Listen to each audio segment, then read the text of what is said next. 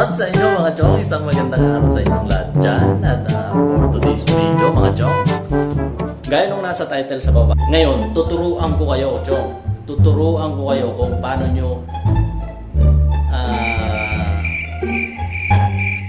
gagawing hinog yung siling hilaw.